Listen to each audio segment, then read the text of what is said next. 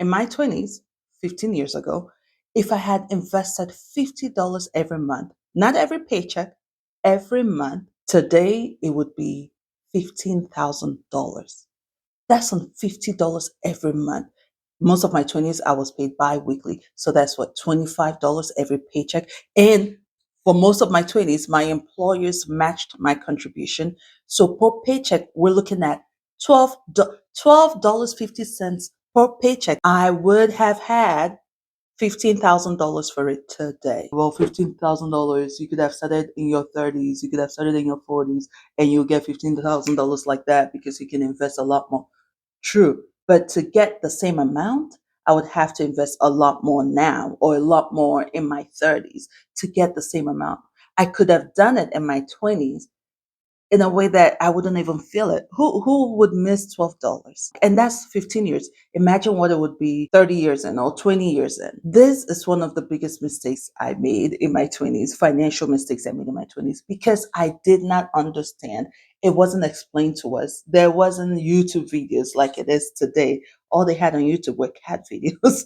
There wasn't YouTube videos breaking it down and addressing the reasons why I did not invest. I knew investing was good, but there were several problems I had with investing in the stock market. And I'll discuss it with you because there's no shame. I know a lot of you probably think this way, and this is why I'm doing this video so that I can at least reach some of you in your 20s so you can take advantage of your biggest asset right now, which is time. For one, in my 20s, I'm focused on having enough money for today. I'm focused on trying to make more money. I'm not thinking about 40 years from now. Heck, 15 years from now felt like forever. When I was 25, 40 felt like forever, and it felt old. I'm not worried about when I'm old. I'm worried about today. I'm focused on today. I'm trying to pay student loans. I've got bills, and I'm barely making anything. I'm not that $12 to me then. No one broke it down to $12, but the mindset then was I need every single dime. Do you know all the things I need to do with my money right now? And you want me to think about when I'm old in my 40s? See, I didn't understand that right now it doesn't matter. But that 15 years is so short that when you hit 40, you would start thinking of retirement. You would start it will matter, and not even for retirement's sake, just making sure you're financially secure, right? Financially set, right? Another problem I had with the stock market was I did not trust it. Yes, I have no shame in saying this. I did not trust the stock market because, well, for one, I started my adulthood, my working life as an adult in 2008. 2008, 2009, 2010 was a financial crash, a housing crash, economic crash, whatever crash you want to call it. There was a crash, right? So trust level is already down because I saw a lot of people get wiped off, their stock market investment wiped off, nothing. So the trust, I was like, see, that's why I don't trust it, because I would rather hold on to my money and have it in the savings account where I am the master of it. I control it. I see it. I control it. I know how much is in there. I take it out. There's no such thing as I've lost the money. Investment is like a gamble. You could lose it. You could get a lot of money. You could lose it. And so, no, I'm not doing that. But I also did not understand I had time. Okay, those who lost money then, if they were in their 20s, did not need that money to touch that money. And now, 15 years later, the stock market has bounced back. The asset of time. When you're in your 20s, you have time to ride out any crashes and ups and downs, because if you don't need the money, you just leave it alone and it will bounce back. You will bounce back. Another issue I had with the stock market was I did not understand why those who managed the money, i.e., the brokers and the investment bankers and those who worked on Wall Street, were richer, significantly more well off than those who were putting money in, the average Joes. How is it that I, who give you the money, don't have any, but you who manage the money seem to be balling out? But why is it that those who work on Wall Street are buying all these fancy cars and boats and yachts and all that? Made no sense to me. It felt like things were fishy. Like, this is the problem, which was another issue I had with the stock market and with investment. Investing and everything that had to do with just felt so complicated, right? Why can't you flip and explain things to me in simple English? Why is the verbiage for investing so complicated? It just felt so difficult to understand. It wasn't simple math. One plus one equals two. It was one plus one to the derivative of six to the limit of x. And you can never find x. It just felt complicated. The language, the lingo, the terms, I couldn't understand. If I don't understand it, my money doesn't go.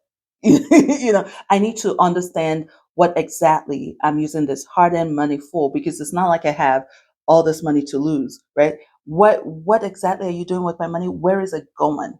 What is the explain it to me?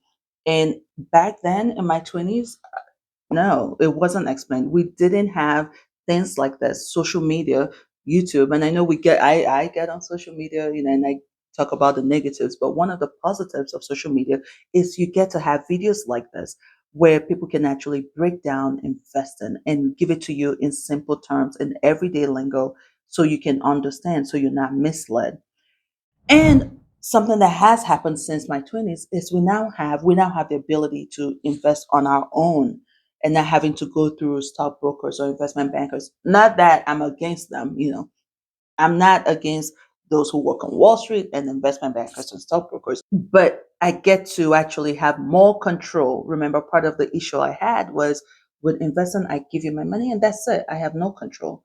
Well, I can have control now, right? I can invest on my own if I wanted to and have full control and decide where my money is going. So, if you were to put in $50 every single month, over the next 20 years, keep it simple, the stock market return is about 10% every single year. But let's just go because, ups and downs. Let's just say you have a modest return of 6% every single year. In 20 years, you would have $22,000. That's $50 every month. I know you're thinking, oh, 22,000, that's nothing. Honey, that's on $50 every month. Obviously, as you get older and as you make more, you can increase that amount. That's $50 every month. And if your employer matches, that's less than $50 every month. That's probably only $25 for you every month. You buy shoes for more than that. That's all you put in to get 22,000 in 20 years. And 20 years will go like that. Because it's money you don't feel, it's so little you don't feel it. It's out of mind.